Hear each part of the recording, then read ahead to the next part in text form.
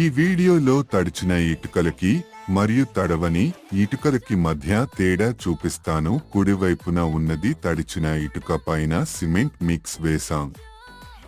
అలాగే ఎడమవైపున ఉన్నది తడవని ఇటుక పైన కూడా సిమెంట్ మిక్స్ వేసాము. తడవని ఇటుక పైన సిమెంట్ మిక్స్ లో ఉన్న నీటిని మొత్తం ఇటుక పీల్చేస్తుంది.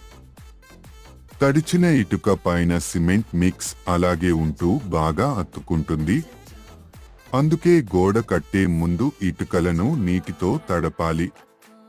చూడండి, తడవని ఇటుక పైన కేక్ లాగా ఎలా బయటికి వస్తుందో.